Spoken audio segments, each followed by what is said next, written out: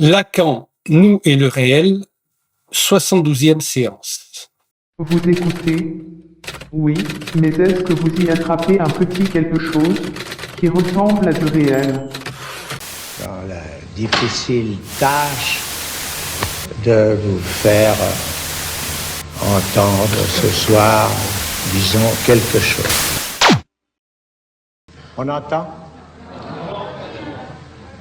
On n'entend pas. Et comme ça, entend-on. Ça va?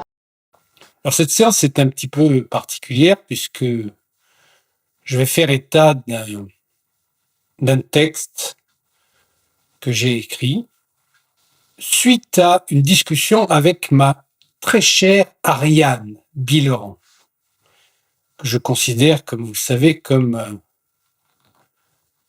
disons, la plus belle fleur de l'ENS, École normale supérieure, depuis Henri Guillemot. Et suite à une discussion avec elle, parce qu'elle est dans une espèce de, disons, rectification salubre des rapports du texte aux législations en cours, et notamment celle de l'OMS, qui est en train d'essayer de produire quelque chose qui s'appelle les droits sexuels des enfants, qui est une pure aberration, qui est la porte ouverte à toutes les saloperies que sont capables de faire des gens qui sont mal intentionnés vis-à-vis des enfants. Et Dieu sait s'il y en a en ce moment. On l'a vu avec l'épisode covidiotiste, où on a emmasqué les enfants et puis surtout on les a picousés de force. Donc là, il y a un péril, et le pire, c'est que il y en a qui font référence à Freud pour justifier de ces abominations et de ces horreurs. Et donc j'en discutais avec elle au téléphone, et puis elle m'a dit je vais quand même pas me retaper tout Freud. Et j'ai dit t'inquiète, je vais te faire une petite notule.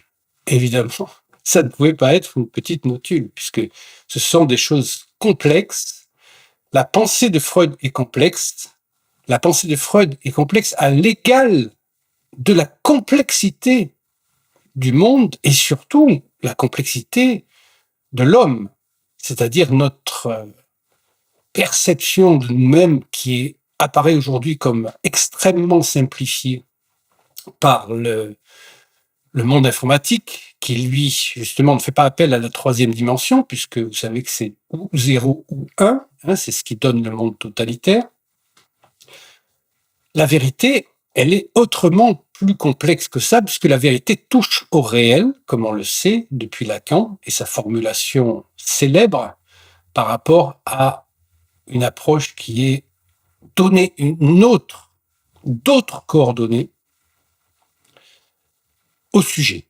Ce texte m'a entraîné beaucoup plus loin que ce que je pensais, puisque j'ai été obligé de revenir sur des originaux et aussi de voir à quel point les textes avaient été trahis par non seulement la traduction, bien sûr, puisque dès que Freud parle de sexualité infantile, lorsque ça concerne les enfants à proprement parler, il emploie le terme Geschlechtstrieb.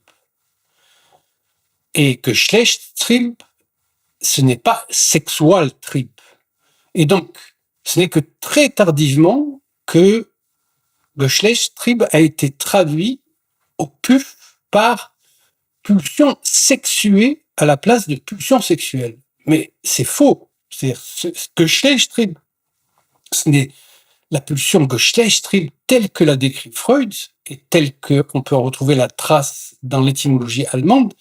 C'est une pulsion qui n'est ni sexuelle ni sexuée. Puisque Geschlecht, ça signifie genre, mais pas genre au sens du gender américain, qui est la manière dont est vécu l'être homme ou l'être femme, et ça n'a rien à voir avec ça.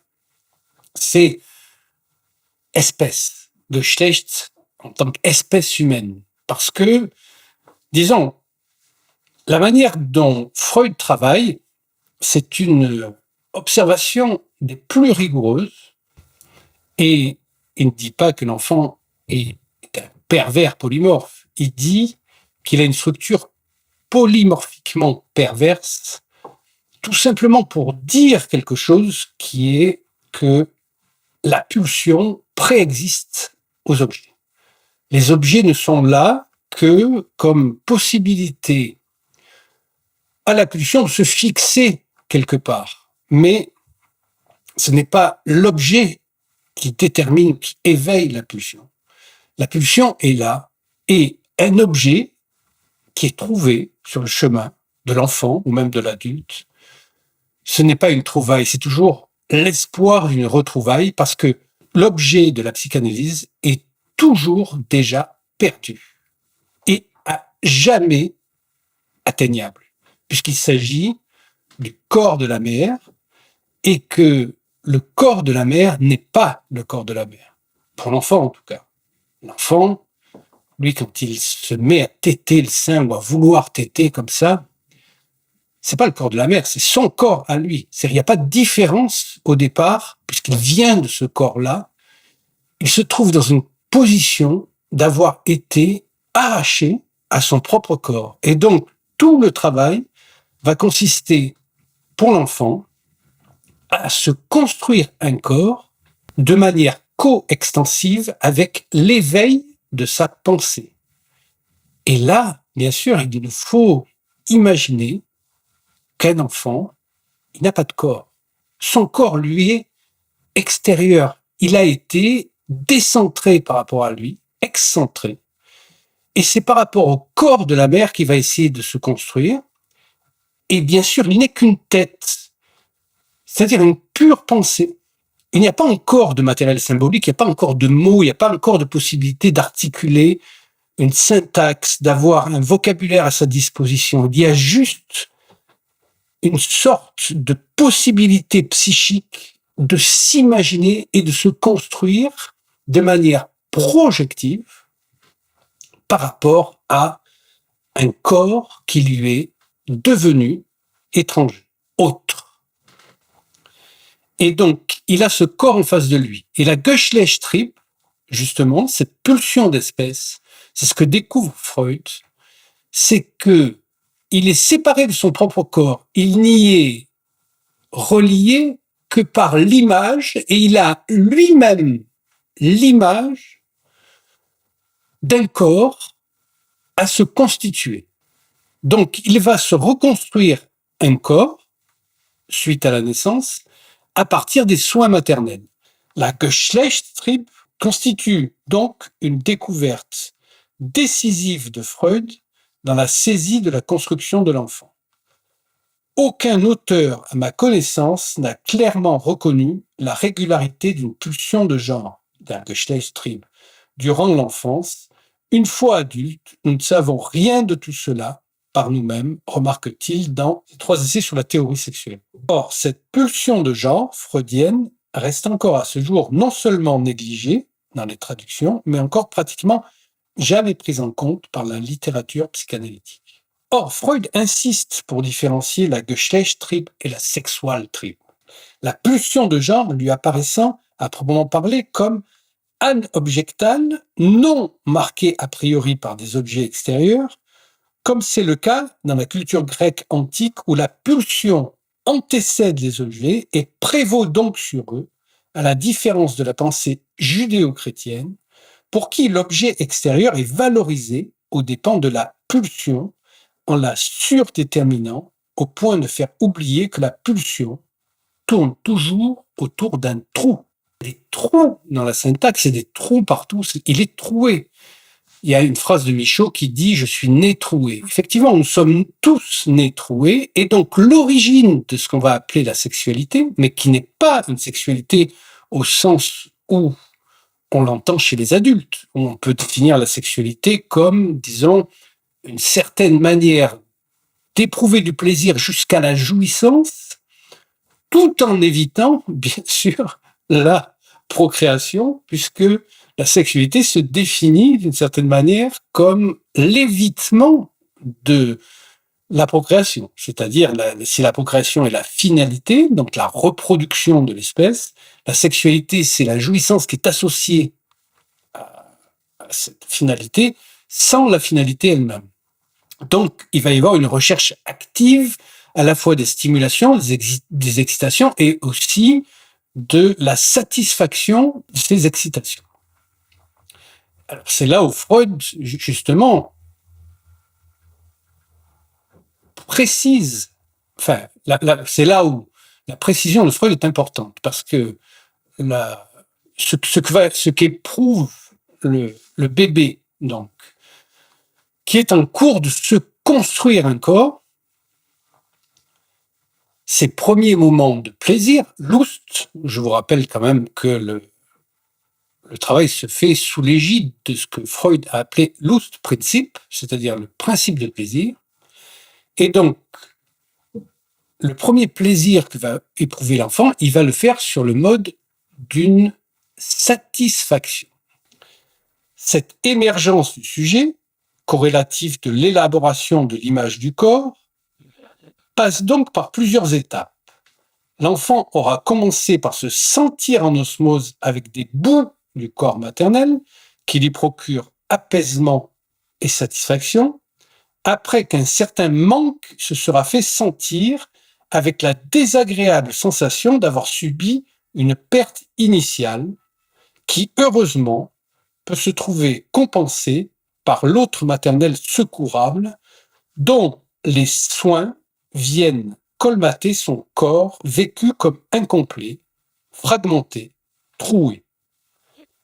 Ainsi, la première rencontre du plaisir chez le nourrisson apparaît-elle non pas sous la forme d'une recherche active de plaisir, mais bien plutôt sous la forme de l'expérience plaisante d'une cessation du déplaisir. Raison pour laquelle Freud évoque en termes de satisfaction, Befriedigung, et non pas de plaisir, Lust, ni de jouissance, Genuss. Donc nous pouvons en tirer là la conséquence tout de suite que, dans un premier temps, la sexualité en tant qu'elle est juste une compensation de la sexuation. La sexuation, tout ce qui est sexe, en fait, c'est la même origine que sectionner, sécateur, donc c'est qu'il y a quelque chose de l'ordre d'une coupure. Et cette coupure renvoie, bien sûr, à la notion cruciale en psychanalyse de castration. Cette coupure à laquelle l'enfant est soumis puisqu'il a été coupé de son propre corps. Le corps de la mère, c'était son corps.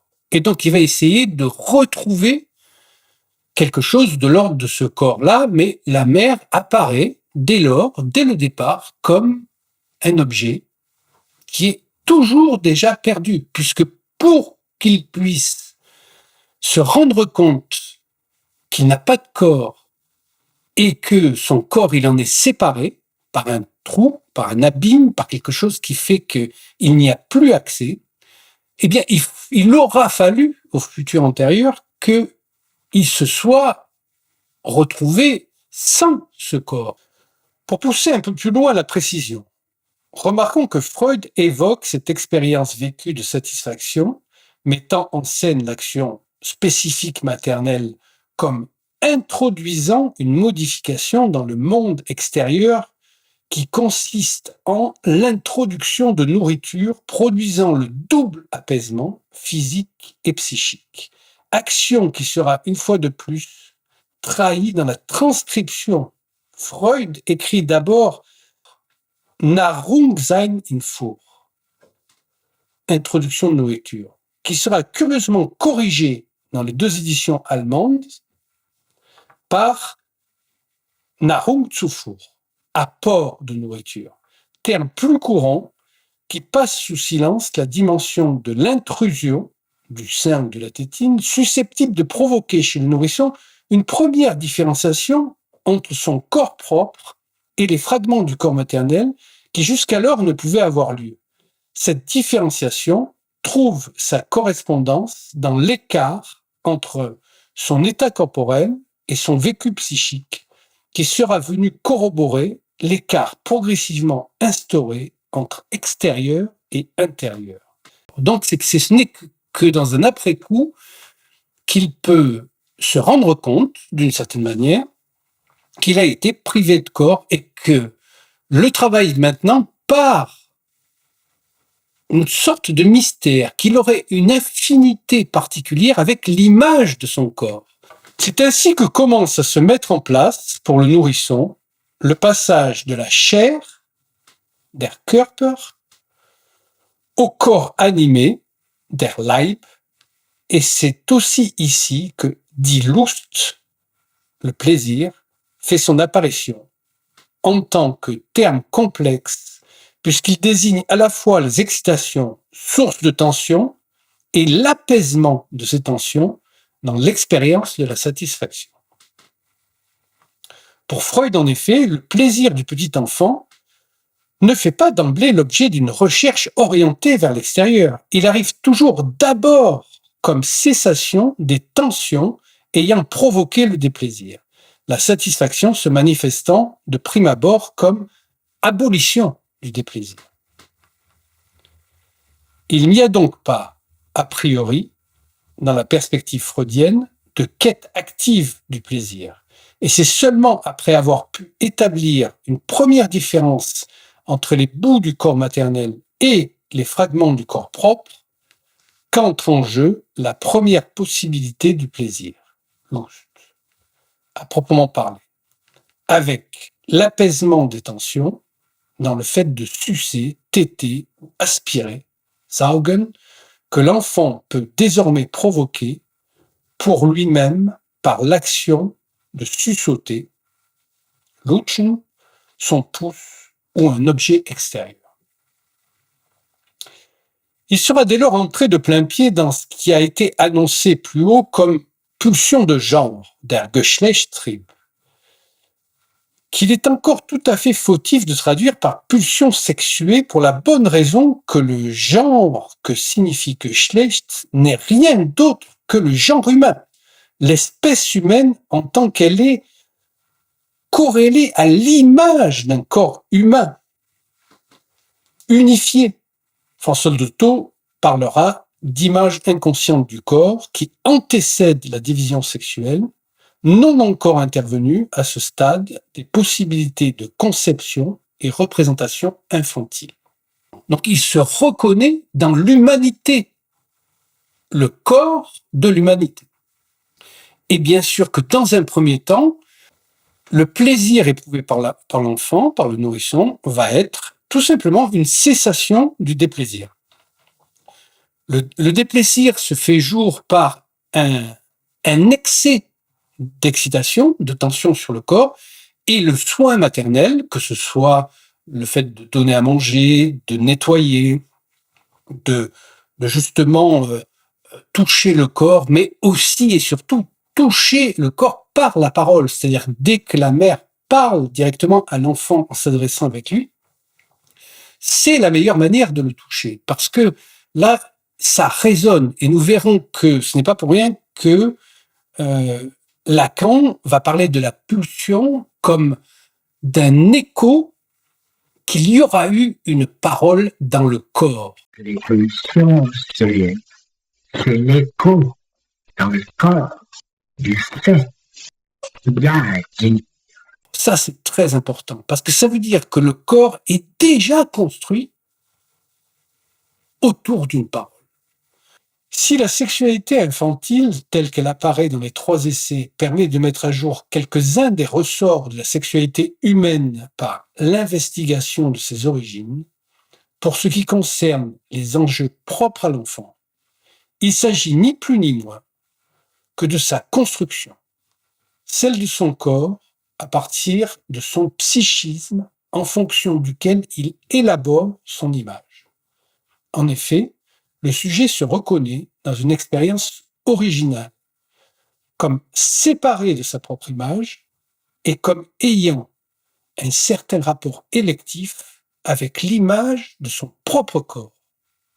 C'est dans cette dimension spéculaire que naît la possibilité du moi, à savoir que le moi, c'est l'image de l'autre. Mais petit à petit, bien sûr, va s'inscrire dans ce jeu d'échange qui commence à se mettre en place la possibilité pour l'enfant de chercher par lui-même le plaisir à partir du moment où il va passer à un autre stade. En observant Ernst, son petit-fils de 18 mois, Freud rend compte de certaines conditions d'apparition de cette pulsion d'emprise, Bemächtigungsstrieb, constatant que l'enfant ne pleure pas lorsque sa maman chérie s'en va. Après avoir jeté les objets à sa portée hors de son berceau, il joue avec une bobine en bois au bout d'une ficelle qu'il lance hors de sa vue en émettant un « Oh !» Puis il la fait revenir à lui en tirant sur la ficelle et affiche alors un air de profonde satisfaction qu'il ponctue d'un « là ». Ce jeu-là est censé lui permettre non seulement de compenser le départ de sa mère, mais aussi d'arriver à maîtriser par l'imitation quelque chose de l'ordre de ce qui lui échappe. Il maîtrise ce qui lui échappe en transposant ce qui lui échappe sur un objet. Donc c'est la fameuse histoire de ce jeu du Forda, que le petit Ernst ne se laisse pas aller à pleurer, il fait revenir l'objet détruit par la pulsion d'emprise et cela le restaure psychiquement, ce qui lui fait ressentir une certaine maîtrise, Bewältigung psychique, qui transcende la volonté de destruction et la contrainte de répétition. Freud discerne à ce moment-là une pulsion d'élaboration psychique, Bewältigungsstrieb, qui permet à l'enfant non seulement de symboliser l'absence de la mère, mais aussi de prendre l'initiative de s'absenter lui-même de la mère pour s'éprouver séparé du corps maternel, sans se trouver dans un état de détresse absolue, de perte d'appui, Hilflosigkeit, dans une subtile expérience de bascule de l'objet au sujet et du sujet à l'objet, par où s'éprouve et s'ouvre l'abîme de sa liberté sur le fond de son aliénation. Là, bien sûr, je ne vais pas vous paraphraser le texte en entier, puisque vous l'avez à disposition sur Internet, vous pouvez le trouver en 3 parties. Si les hommes savaient tirer la leçon de l'observation directe des enfants, il n'aurait pas été utile d'écrire ces 3 essais. Mais pour ce qui concerne l'extension du concept de sexualité nécessité pour l'analyse des enfants et de ce qu'on appelle des pervers, qu'il soit permis de rappeler à tous ceux qui, de leur hauteur, jettent un regard dédaigneux sur la psychanalyse, combien la sexualité élargie de la psychanalyse se rapproche de l'éros divin Platon. Alors, il va y avoir 4 pulsions qui se mettent en place dans ces premiers échanges avec la mère et qui sont censés, donc, nous l'avons vu, rétablir sur le plan psychique, parce que la construction du corps par l'enfant est coextensive de sa capacité de penser. Alors, je dis bien penser, parce qu'aujourd'hui on s'imagine que les enfants ne pensent pas. Mais en fait, ils sont pure pensée. C'est pas parce qu'ils n'ont pas encore le matériel symbolique et tout l'arsenal conceptuel qui leur permet d'énoncer les pires conneries, comme ça se fait dans les laboratoires scientifiques en ce moment, qu'ils ne pensent pas. Ils pensent peut-être beaucoup plus justement parce que c'est une pensée qui est une compensée. C'est une pensée qui vient compenser, c'est-à-dire penser avec. Et compenser, c'est la compensation de leur absence de corps. Et donc, c'est vital pour eux. Et ce qui est vital, c'est le fait de pouvoir s'imaginer récupérer un corps dans cette histoire, dans cette aventure. Et pour ça, ils vont mettre en place ce que Freud appelle les théories infantiles. Les théories infantiles de la sexualité que Freud énonce, elles sont au nombre de 3. C'est-à-dire que ce sont des variantes, mais qui se regroupent autour de 3 histoires, et Freud est allé jusqu'à démontrer que tous les mythes de l'histoire de l'humanité répondaient de l'une de ces 3 structures. Parce que, tout simplement, ces théories, entre guillemets, Freud dit, bien sûr qu'elles sont fausses, mais elles contiennent toutes un moment de vérité. Examinons de plus près les 3 scénarios. La mère dotée d'un pénis, ou le fantasme qui consiste à attribuer un pénis à tous les êtres humains, y compris féminins, préserve l'enfant de la question de la différence des genres, en figurant un corps plein, entier, sans trou, sans vide. Deuxième théorie. La représentation cloacale de la naissance marque une continuité avec ce qui précède. En niant l'existence de la cavité vaginale, il n'y a qu'un orifice par lequel l'enfant doit être évacué comme un excrément, une selle. Freud cite la formule latine, abusivement attribuée à saint Augustin, inter urinas et faeces nascimur. Nous naissons entre l'urine et les fesses. Cette représentation élude la différence entre le corps maternel et celui de l'enfant, en modulant la séparation par l'idée que l'enfant serait un bout détaché de la mère excrété. Que l'enfant se considère comme un fragment du corps de la mère indique que la séparation entre sa pensée et celle de la mère n'a pas encore eu lieu.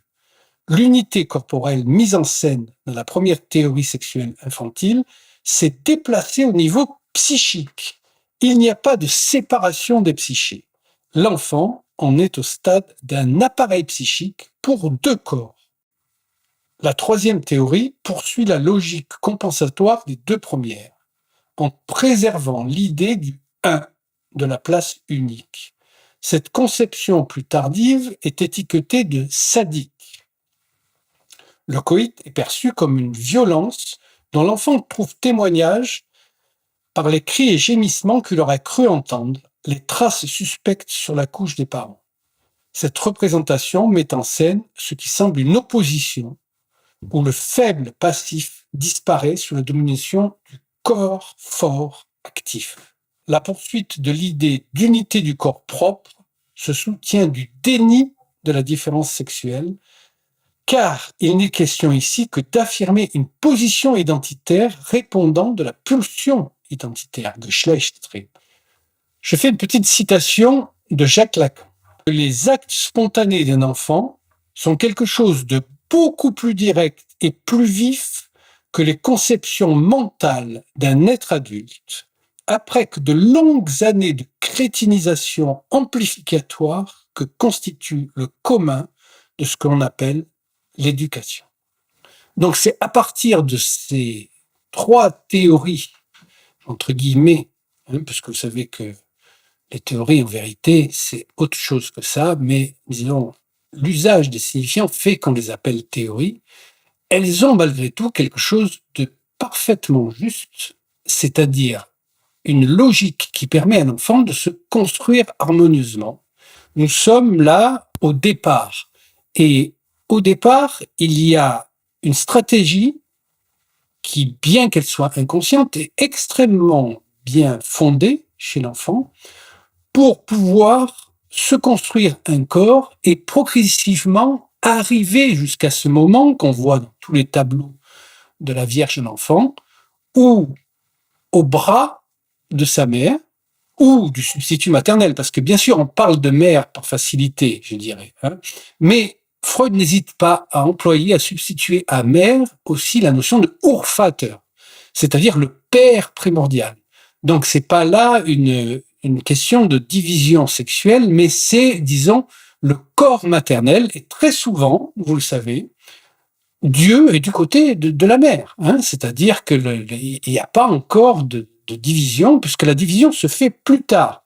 Et elle va se faire plus tard, notamment, bien qu'elle ait lieu, bien sûr, à l'origine, puisque vous vous souvenez que dans cette petite phénoménologie que nous avons mise en place avec ce regard de la mère et l'enfant, il y a ce 3e terme qui est le phallus, en tant qu'il est là, mais qu'il n'est pas là simultanément. Et donc, nous allons voir que ces jeux d'escamotage, de substitution qu'il y a entre l'enfant et la mère sont la mise en place du langage. Il n'y a rien qui fait plus rire un enfant que « coucou, je suis là, je suis plus là, je disparais », qui va donner le jeu de cache-cache, c'est-à-dire le langage, c'est quelque chose qui est là et qui n'est pas là en même temps, exactement comme le phallus qui est justement déjà là entre la mère et l'enfant, mais qui, n'étant pas visible, va se manifester dans un troisième temps, c'est-à-dire le temps où le père va être intégré dans le discours maternel comme une altérité qui apparaît sous la forme linguistique de la métaphore. Le père,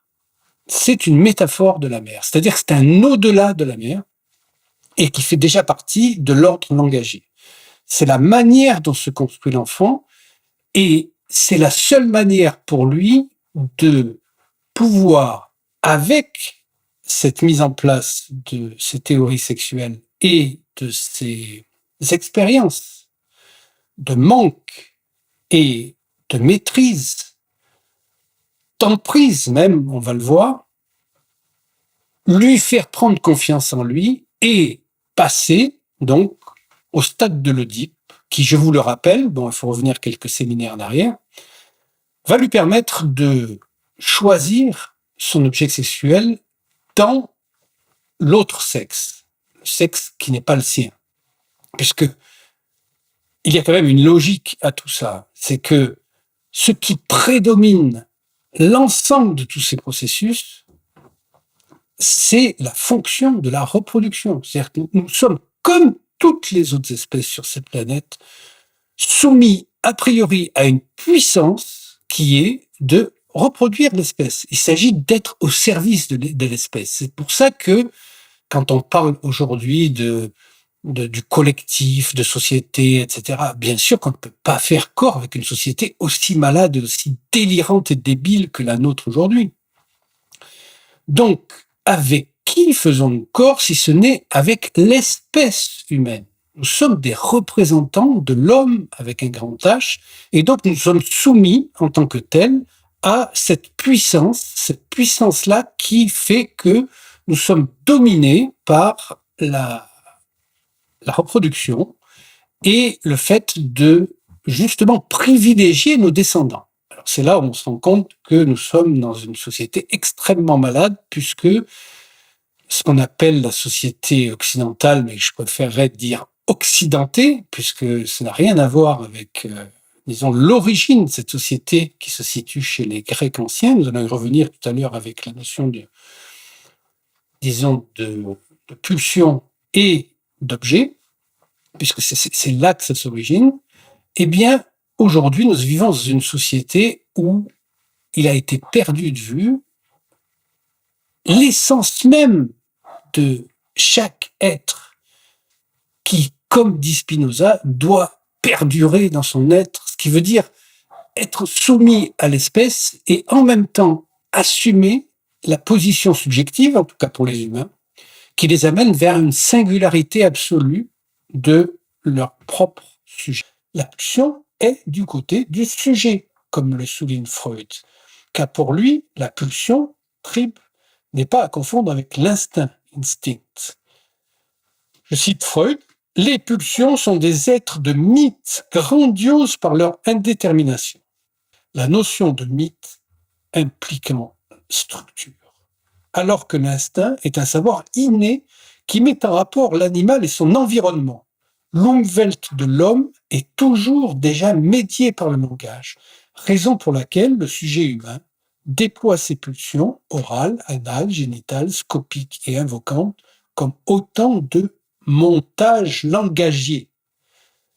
Les pulsions, dont la source est le corps, n'en réfèrent pas moins à la structure, et leur poussée constante ne relève pas de la physiologie, leur objet étant indifférent, leur but, la satisfaction. Pour l'être humain, l'Unbewusst, un savoir qui ne se dit pas, un dire qui ne se sait pas, s'est substitué à l'instinct animal. Le langage venu à la place du rapport sexuel absent, non rapportable à la structure, une trace de l'instinct perdu reste perceptible dans la reproduction de l'espèce. Il y a des pulsions. Ces pulsions, on les retrouve au nombre de 4. Elles sont parfaitement articulées.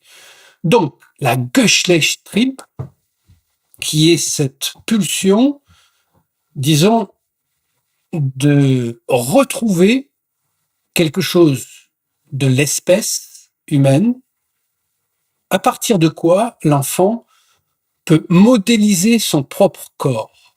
La pulsion d'espèce, le Schlecht-Trieb, qui n'est ni sexuelle ni sexuée, ni fixée sur un objet extérieur, mais vise l'image du corps de l'autre avec un grand A, en tant que reconnaissance identitaire permettant à l'enfant de se situer dès l'origine comme sujet pensant, toujours déjà séparé de son être et devant se constituer un corps propre à partir de l'image de l'autre avec un petit a. Face aux vicissitudes de l'existence et au fait que la mère n'est pas là pour lui donner le sein ou la mère s'en va, tout simplement, il va éprouver une sorte de détresse.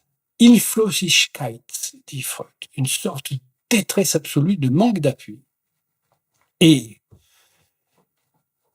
il va essayer, par l'intermédiaire d'une autre pulsion, qui s'appelle la pulsion d'emprise. Une pulsion d'emprise, c'est se saisir d'un objet et essayer d'avoir sur cet objet une emprise qu'il n'a pas sur l'objet originel définitivement perdu et face auquel il est impuissant parce qu'il ne peut lui appliquer aucune volonté. La mère va et vient, fait ce qu'elle veut, etc. Et donc, lui, il prend un objet et puis il commence à jeter l'objet. Il commence à le tordre ou à le casser, etc. C'est la pulsion d'emprise.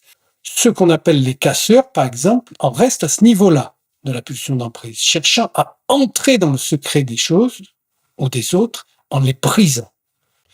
Cette pulsion d'emprise qui permet à l'enfant de d'abord éprouver sa volonté. Mais c'est une volonté qui est cruelle au départ, c'est-à-dire qu'il est capable de se dire de sa mère, ah oui, tu me quittes comme ça, tiens, je te jette, va-t'en, va de là, je n'ai pas besoin de toi, etc. Mais ça lui permet de développer son autonomie et de commencer à éprouver une certaine maîtrise sur les choses qui lui échappent. Mais cette pulsion d'emprise, justement, si je parle de maîtrise, c'est qu'elle est indissociable d'une autre pulsion qui s'appelle une pulsion d'élaboration psychique et qui lui permet simultanément donc de faire ce lien d'analogie entre ce qui se passe réellement et la manière dont dans son fantasme, dans les pensées qu'il a, il va récupérer cette maîtrise-là, en permettant à l'enfant de s'extraire de l'agressivité physique pure, en rétablissant l'objet malmené par la pulsion d'emprise,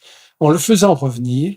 Et dans cette restauration de l'objet s'opère non seulement l'élaboration de l'absence de la mère, qu'on n'a plus besoin de détruire, mais surtout un travail psychique sur soi-même, une maîtrise, Bewältigung psychique de soi, qui se substitue à la pulsion d'emprise, maîtrise qui, à ce moment-là, dépasse la destruction et la contrainte de répétition.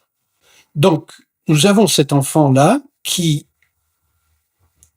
par cette pulsion de maîtrise, va accepter de ne plus détruire l'objet, mais de le faire passer sur un autre plan, le plan de l'élaboration psychique. Et donc là, la pensée, le fantasme peut s'activer. Et donc, il y a effectivement une quatrième pulsion qui se met en place simultanément, qui s'appelle Wistrip. Donc, cette pulsion de savoir. Et là s'amorce pour lui la possibilité d'entrer dans une dynamique d'évolution psychique qui lui permet justement de prendre confiance et puis de progressivement trouver l'autonomie de son corps propre par rapport au corps de la mère. Et bien sûr, il faut pour cela qu'il soit aidé par la mère. Parce que si la mère ne le lâche pas, s'il devient lui-même, disons, pour employer un terme contemporain, le Lexomil ou le Temesta de sa mère ou le Valium de sa mère, parce que elle est signifiée par lui, évidemment, lui, il aura le plus grand mal à trouver son autonomie. La pulsion de savoir qui génère en partie la sublimation de la pulsion d'agression par l'assomption pour le sujet, dans ce passage du physique au psychique, d'une forme radicale d'altérité fondée sur la perception qu'il y a toujours de l'inconnu chez l'autre, et même de l'inconnaissable, que l'altérité de l'autre fait qu'il échappe toujours, au moins partiellement, à toute emprise, que le sujet ne peut jamais être sûr des pensées de l'autre, qui lui reste opaque.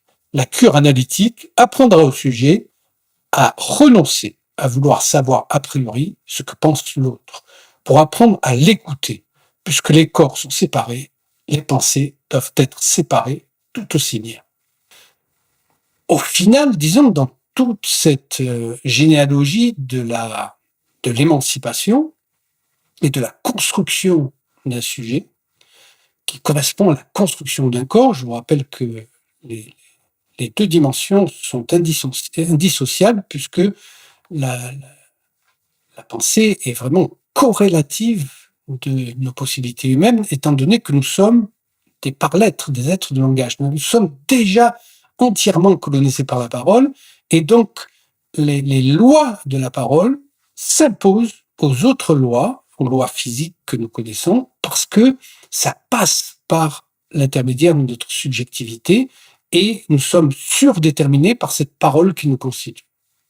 Donc l'enfant va progressivement trouver son autonomie en naviguant entre les deux pôles qui sont ceux d'une dialectique, au sens vraiment premier du terme, celle qu'on trouve chez Hegel, bien que ce ne soit pas le premier, Platon avant lui avait mis en place la dialectique, mais Hegel est allé un cran plus loin en faisant de la dialectique un équivalent strict de la logique elle-même, qui, je vous le rappelle, selon Lacan, la logique est la science du réel. Donc, en naviguant entre ces deux pôles qui sont la jouissance d'un côté et la séparation de l'autre.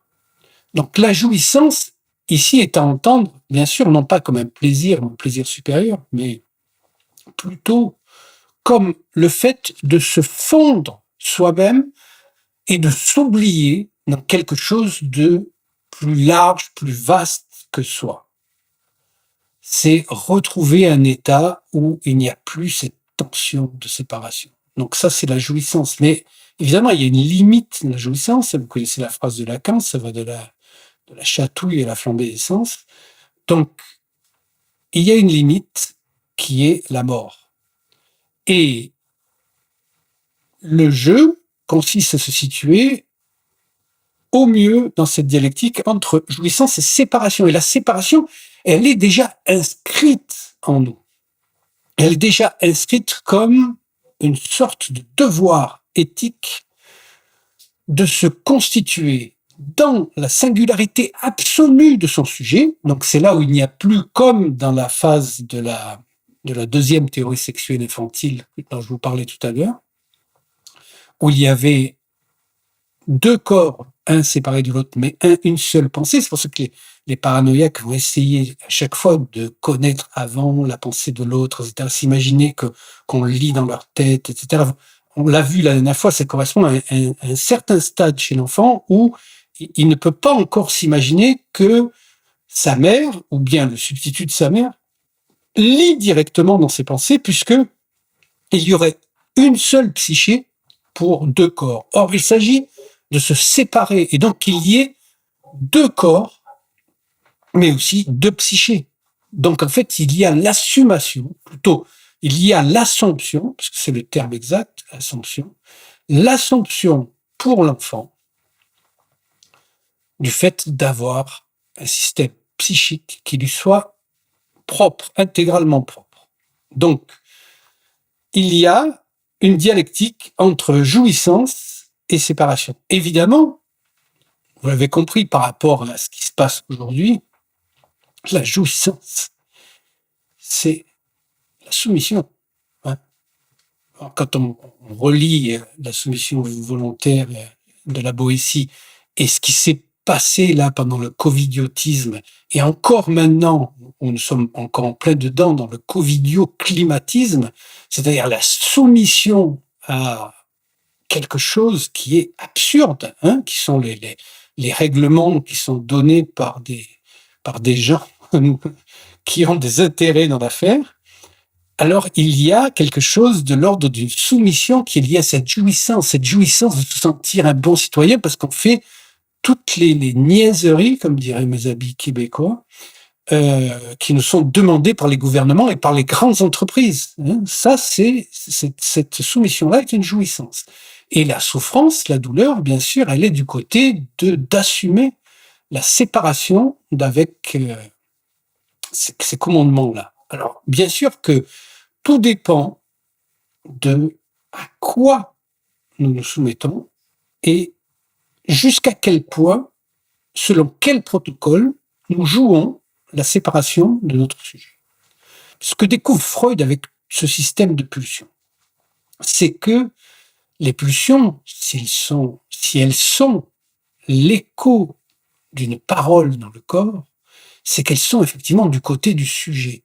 Donc, les pulsions, elles vont être mises en rapport avec des objets, mais aucun objet ne correspond à la pulsion. Et c'est là où justement on revient à la conception antique, c'est-à-dire grecque, avant la conception judéo-chrétienne, puisque la conception judéo-chrétienne va mettre en place quelque chose de l'ordre de un objet va déterminer une pulsion, c'est-à-dire la société de consommation va créer des objets et puis hop, ça va vous donner envie d'acheter ces objets-là, etc. Et donc notre esprit va être orienté de mauvaise manière puisque on va penser que ce sont les objets dont nous avons envie, dont nous avons besoin, qu'il nous faut. Et là, il faut revenir justement à des choses beaucoup plus saines qui sont reprises d'ailleurs par Spinoza dans un saisissant raccourci qui dit ce n'est pas parce que tu la trouves belle que tu l'aimes, mais c'est parce que tu l'aimes que tu la trouves belle, ou parce que tu la désires que tu la trouves belle. Et donc là, on retrouve quelque chose de l'ordre originel qui est que la pulsion est là et les objets sont tous inadéquats avec la pulsion. Ils sont absolument inadéquats. Et c'est là où Freud découvre justement cette notion de Verlötung, c'est-à-dire un lien, une soudure artificielle qui va exister entre des pulsions et des objets. Mais c'est artificiel et c'est chez les cas anormaux, c'est là où il y a quelque chose de pathologique, c'est quand la pulsion, elle est soudée à un objet. Or, en fait, les pulsions ne sont pas soudées à des objets. Les pulsions sont indépendantes des objets puisqu'elles arrivent avant les objets. Les objets ne sont là que comme support éventuel pour fixer provisoirement une pulsion. Et donc, le désir, lui, va permettre de passer d'objet en objet, en objet, en objet. C'est justement pour décoller la pulsion des objets. S'il appert que Freud fait remonter la sexualité à la prime enfance, ces précises investigations sur la sexualité infantile pour la période antérieure à la sortie de l'Oedipe et à la puberté l'amène à la nécessité d'inventer nombre de concepts nouveaux, scandaleusement négligés, déformés et trahis par les traductions, parmi lesquelles la Geschlechtstrieb, que je traduis donc par pulsion d'espèce, et la Verlötung, soudure. Deux termes qui apparaissent dans le même paragraphe en conclusion de la première section du premier des 3 essais. Je cite. Il nous apparaît que nous représentons le lien, dit Verknüpfung, entre la pulsion sexuelle, Sexualtrieb, et l'objet sexuel sous une forme trop étroite. L'expérience des cas considérés comme anormaux nous apprend qu'il existe dans ces cas une soudure, Verlötung, entre pulsion sexuelle et objet sexuel, que nous risquons de ne pas voir en raison de l'uniformité de la conformation normale, dans laquelle la pulsion semble porter en elle l'objet. Nous sommes ainsi mis en demeure de relâcher dans nos pensées les liens entre pulsion et objet. Il est vraisemblable que la pulsion sexuelle, traduction fausse ici, il s'agit de la pulsion d'espèce, Geschlechtstrieb, est d'abord indépendante de son objet et que ce ne sont pas davantage les attraits de ce dernier qui déterminent son apparition. Pour Freud, il n'y a donc pas d'objet adéquat à la pulsion. Il repère dans les cas dits anormaux une soudure artificielle entre pulsion et objet. Mais en vérité, c'est la pulsion qui littéralement investit les objets conformément aux tendances du sujet en cours d'émergence. Chaque sujet invente et produit sa propre réalité comme source de plaisir par la médiation de ses fantasmes qui trouvent support dans les objets. La pulsion sexuelle, sexual trip, sera dès lors apparue sous les auspices d'une recherche désormais active et répétée de plaisir, alors que pour le nourrisson, le plaisir ne se prenait que de manière passive, placé sous le signe de la satisfaction, Befriedigung, ou cessation du déplaisir par l'action extérieure du soin maternel.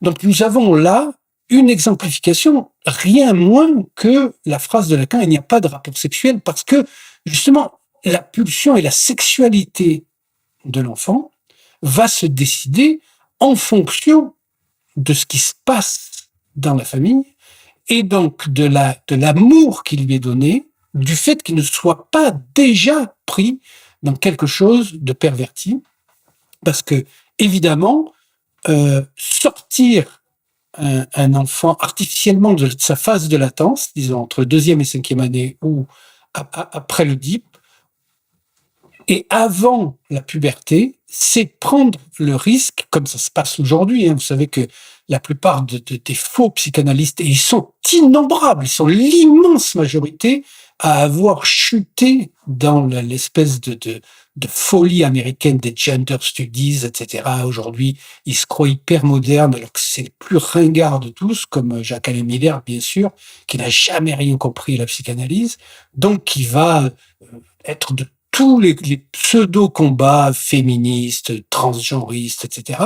Ça n'a rien à voir avec la psychanalyse, puisque dans la psychanalyse, c'est une histoire, effectivement, d'inadéquation de l'objet. Donc ça veut dire que la sexualité n'est pas fixée, mais il y a tout de même une orientation qui est une orientation de fond, qui est celle de la reproduction de l'espèce, donc une puissance à laquelle nous sommes de toute façon assujettis, et cela va se passer justement par l'intermédiaire de l'éducation qui est donnée par la famille et non pas par l'État, par les incapables. Vous avez vu qui est le ministre de l'Éducation aujourd'hui, qui est le président, qui était l'ancien ministre de l'Éducation. Est-ce que vous confieriez, ne serait-ce qu'une mission de babysitting à des gens comme ça?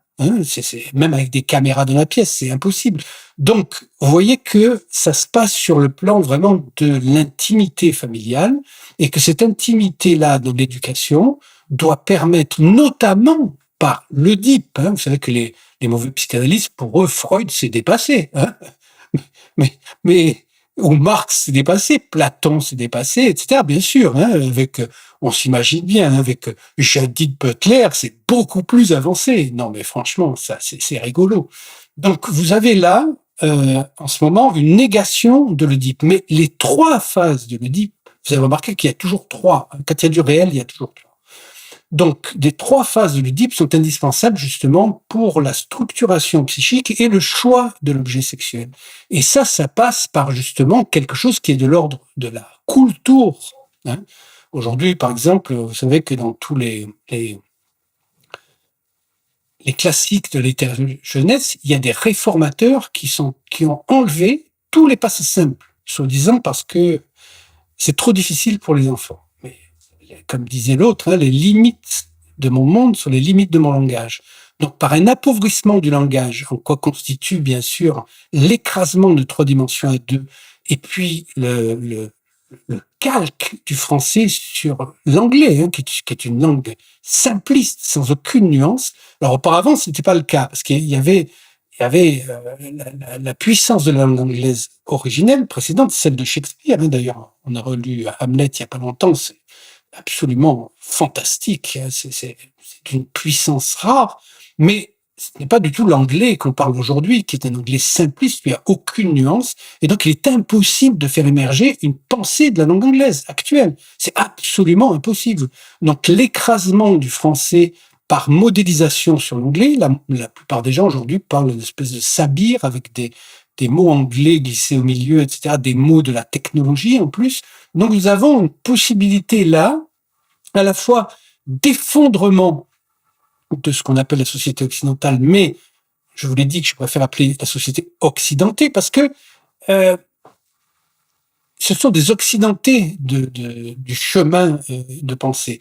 Il y a toujours sur ce chemin-là des points sur lesquels il est possible de se tenir, de s'accrocher, et qui sont des points discursifs que découvre la psychanalyse, qui, je vous le rappelle, est avant tout une clinique du discours. Donc il s'agit de travailler sur la rigueur de la parole et sur le fait que la parole, si elle est réellement parole, n'exclut pas le sujet de l'énonciation. C'était le thème de l'avant-dernier séminaire. Donc nous sommes dans cette, disons, approche de la sexualité infantile.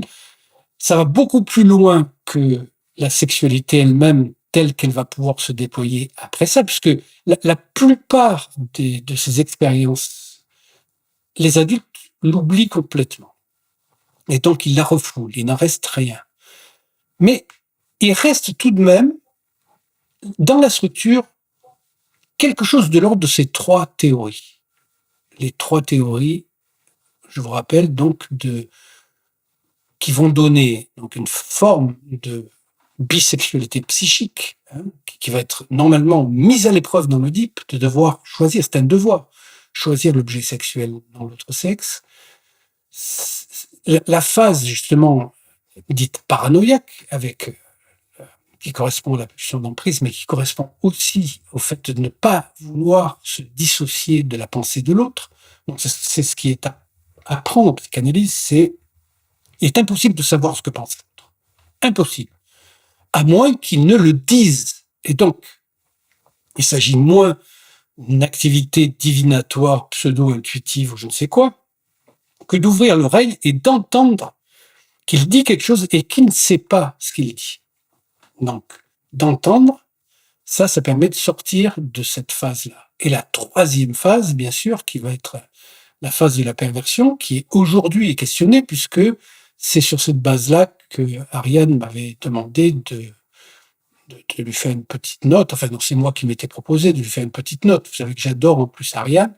Donc, et ça m'a entraîné beaucoup plus loin, mais je lui en suis reconnaissant parce que tout ce travail qui m'a été demandé, en fait, m'a permis de remettre en place les choses de la psychanalyse à partir de leur fondement à la fois logique, leur fondement freudien, puisque c'est un retour à Freud, et aussi le fondement dans l'expérience.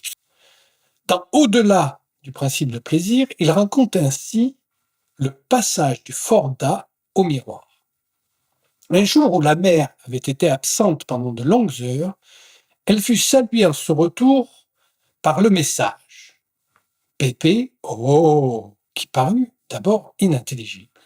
Mais on ne tarda pas à s'apercevoir que l'enfant avait trouvé, pendant sa longue solitude, un moyen de se faire disparaître lui-même. Il avait découvert son image dans un miroir qui n'atteignait pas tout à fait le sol et s'était ensuite accroupi, de sorte que son image dans le miroir était partie. De ces jeux de substitution, d'occultation et d'escamotage, Freud puis Lacan tireront patiemment les plus précieux enseignements sur la structure, à savoir la façon dont s'élabore la question de l'identité sur le fond de séparation première, l'identité imaginaire et aussi l'identité de jouissance ou de symptôme, en bref, l'identité moïque. Car ce sont les conditions de ces séparations primitives qui font l'étoffe d'un sujet et partant feront aussi la cause de son moi, l'ombilic à partir duquel le sujet humain pourra se figurer lui-même, le stade du miroir chez Lacan. Il est désormais clair que le sexuel dont parle Freud dans la sexualité infantile est un sexuel qui ne concerne pas encore la sexualité, mais qui est à entendre au sens d'une quête d'identité, en guise de réponse jamais satisfaisante à la première question que se pose l'enfant sur son origine. D'où viennent les enfants? Woher die Kinder kommen? qu'étais-je avant d'être né? La quête d'identité met en évidence l'importance primordiale et outrageusement négligée de la Geschlechtsstriebe par laquelle l'enfant peut déjà s'identifier par l'image du corps à l'espèce humaine. En deçà, par-delà la division sexuelle, antérieurement à l'apparition des autres objets. La pulsion d'espèce, donc, qui est indépendante de tout objet, et dont pour Freud, les cas considérés comme anormaux nous apprennent qu'il existe, dans ces cas, une soudure, ferme double, entre pulsion sexuelle et objet sexuel. C'est donc seulement parce que, pour l'enfant se séparant du corps maternel, il est impossible de rendre compte d'un lien, dit Verknüpfung, entre la pulsion sexuelle Sexualtrieb et un objet sexuel sous une forme déterminée, que Freud emploie l'expression polymorphiquement pervers pour signifier la jouissance non fixée de l'enfant, et comme le souligne avec à propos Jacques Séda, lecteur attentif de Freud, je cite, « Il n'y a pas d'articulation fixe, permanente ou nécessaire entre la pulsion, c'est-à-dire un sujet, et l'objet investi comme autre sujet sur la scène de la réalité. » Autrement dit, la disposition polymorphiquement perverse de la sexualité infantile est pour Freud le contraire de la perversion au sens où nous l'entendons aujourd'hui. Cette disposition polymorphiquement perverse constate l'inadéquation initiale, originaire, entre la pulsion et les objets, disponibles sur la scène de la réalité, que la pulsion va pourtant investir. Quand vous voyez des enfants, il est bien clair qu'ils sont toujours dans ce genre de questionnement de qu'est-ce qui fait de moi un enfant et où étais-je avant d'être là, et qu'ils sont passés par cette expérience et que dans la possibilité pour eux de rencontrer une parole, parce que la véritable castration, bien sûr, c'est la parole, c'est pas le fait de couper l'organe. Hein. Ça, on a vu la différence entre frustration, privation et castration.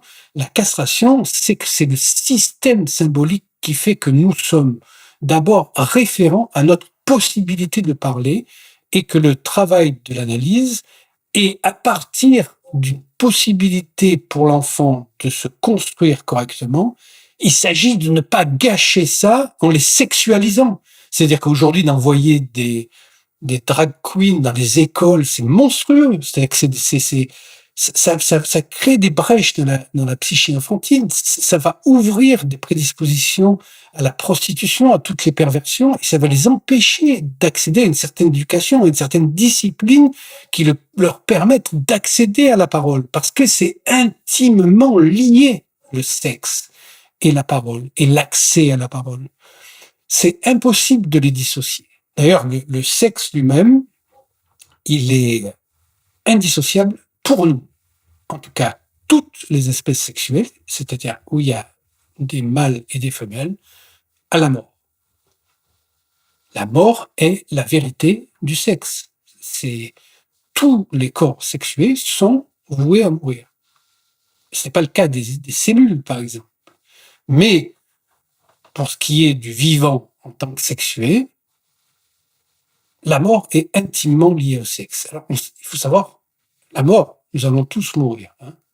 Comme dirait à Louvain, c'est un acte de foi. Sinon, comment vous feriez pour supporter la vie que vous avez? Mais ce n'est pas la même chose de mourir pour rien ou pour un imaginaire délirant comme celui de cette société de contrôle total par l'informatique. Donc, c'est évidemment impossible. Hein. Donc, c'est bien réel. C'est impossible de contrôler qui que ce soit ou quoi que ce soit, parce que justement, ça en reste à un stade où il serait possible de contrôler la pensée de l'autre. Mais il y a un troisième stade, le stade justement de dissociation de la pensée qui donne un corps par pensée. Et ça, justement, c'est la sexuation en tant qu'elle est accomplie et qu'elle continue son travail d'élaboration psychique par le fait que le sujet s'achemine vers sa parole. Freud note toutefois que l'activité sexuelle de l'enfant ne se développe pas du même pas que ses autres fonctions. Elle entre au contraire, après une brève période de floraison de la 2e à la 5e année, dans ce qu'on appelle période de latence, durant laquelle l'activité pulsionnelle, donnant lieu à la production d'excitation sexuelle, ne serait nullement suspendue, mais persisterait et livrerait une provision d'énergie qui serait utilisée en grande partie à des fins autres que sexuelles, à savoir, d'une part, à la fourniture des composantes sexuelles des sentiments sociaux, d'autre part, moyennant refoulement et formation réactionnelle, à l'édification des barrières sexuelles ultérieures. Puis Freud ajoute que le fait de l'amorce en 2 temps du développement sexuel chez l'enfant, soit l'interruption de ce développement par la période de latence, nous a paru mériter une attention particulière, semblant contenir l'une des conditions de l'aptitude de l'homme à développer une culture supérieure, mais aussi de son inclination à la défense. Nous avons en outre constaté par des expériences que les influences externes de la séduction peuvent provoquer des brèches prématurées dans la période de latence, voire aller jusqu'à l'abolir, et qu'en l'occurrence, la pulsion sexuelle de l'enfant s'avère être de fait de type polymorphiquement perverse. Également que toute activité sexuelle prématurée de ce genre porte atteinte à l'éducabilité de l'enfant. Dans la perspective freudienne, la jouissance ne concerne que la pulsion de l'adulte exercée sur l'enfant ou un adulte. Lorsqu'il s'agit des enfants, le sexuel dont parle Freud est donc bien cette compensation mise en place au plan psychique pour permettre au petit sujet d'assumer sa sexuation, c'est-à-dire sa séparation d'avec l'objet libidinal primordial qu'est le corps maternel, en se soutenant de son activité pulsionnelle qui est de l'ordre du fantasme et doit rester au strict plan du fantasme. Pour le dire avec Lacan, citation, « Faire l'amour, comme le nom l'indique, c'est de la poésie. Mais il y a un monde entre la poésie et l'acte. L'acte d'amour, c'est la perversion polymorphe du mal. Ceci, chez l'être parlant.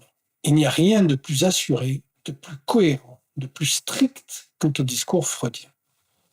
Je reviens aussi sur la latence. C'est là où vraiment c'est un crime de mettre les enfants dans une ambiance de sexualité, c'est pendant la période de latence. Déjà, le reste du temps, c'est faire chuter dans la réalité quelque chose qui doit rester exclusivement au stade du fantasme, mais pas au stade du fantasme où nous l'entendons nous en tant que fantasme sexuel qui va provoquer notre désir, notre jouissance, mais au sens de l'enfant où ça doit rester quelque chose qui lui permet d'élaborer, comme il a élaboré ces théories infantiles d'où viennent les enfants. Il l'a fait dans le plus grand secret parce qu'il sait qu'il ne peut pas faire confiance aux adultes. Si les adultes trahissent cette confiance et séduisent des enfants ou les sexualisent à des moments de latence, ça peut être terrible pour eux. Parce que cette latence, disons, entre 2 et 5 ans et après le DIP, et puis avant la puberté, donc, c'est quelque chose qui va les mettre dans une situation de ne plus pouvoir ensuite construire quelque chose de l'ordre d'un sujet qui s'épanouit. Si Freud insiste sur la déliaison fondamentale entre pulsion et objet, ce qui met l'enfant dans la disposition mal interprétée d'avoir été dite par lui polymorphiquement perverse, à savoir a priori non fixée sur une jouissance spécifique, il ne manque pas de signaler qu'une séduction précoce et le non-respect de la période de latence chez l'enfant peut provoquer des brèches dans sa construction psychique jusqu'à l'endommager gravement, rendre l'enfant inéducable, susceptible de développer des troubles sévères de la personnalité, pouvant aller jusqu'aux aptitudes à la prostitution et à toutes les perversions répertoriées par les adultes dont il sera devenu objet. Ce que Freud dénomme polymorphiquement pervers est le contraire absolu de la perversion, tel que se donne dans le langage courant, où l'acception pervers désigne un comportement invasif envers un objet sexuel, pouvant aller jusqu'à l'extrême brutalité et l'asservissement aux sévices qui lui sont infligés. Dans la perspective psychanalytique, nonobstant le fait que psychose paranoïaque et perversion sont de structures différentes, elles visent toutes deux à la maîtrise de l'autre en gardant un lien étroit avec la sexualité. Du côté de la paranoïa, on vise à maîtriser l'autre par le contrôle de ses pensées, en cherchant à les diriger. Nous sommes ici dans le registre de la seconde des théories sexuelles infantiles, la théorie dite cloacale, qui correspond à un état maniaque où il y a deux corps, mais un seul appareil psychique, de façon à ce que l'autre ne puisse échapper au sujet parce que ses pensées ne lui sont pas étrangères. Pour Freud, la paranoïa se soutient essentiellement d'une homosexualité refoulée, le persécuteur étant toujours du même sexe. Dans la perversion, prise dans sa stricte acception psychanalytique, la perversion de structure n'étant pas à confondre avec la perversité ni les traits pervers, le pervers se fait l'instrument et donc l'objet de la jouissance de l'autre afin de pouvoir s'instaurer en maître et éducateur de sa victime partenaire dans la mesure où, se sentant exclu de la jouissance, il a pris le parti de dénier l'inadéquation fondamentale de la pulsion à l'objet, qui est toujours substituable à un autre. Le pervers avait initié ce procédé enfant en s'identifiant à sa mère et en faisant d'elle une mère phallique, dans son fantasme, cela ne signifiant pas qu'elle le soit réellement. Lorsque, pendant ses absences, il allait dans son armoire, humer ses vêtements, essayer ses affaires les plus intimes, imaginant ainsi connaître ses jouissances, et c'est cette fixation qui l'a conduit à la perfection. Il y a quelque chose de brisé. Cette soi-disant libéralisation des mœurs, mais aussi cette soi-disant liberté, etc., ne sont pas du tout des libertés. C'est au contraire par une certaine discipline que s'ouvre la possibilité pour chaque sujet d'étendre le champ de sa liberté qui passe par l'accroissement des possibilités pour lui du langage en tant que c'est là qu'il s'achemine vers son accomplissement.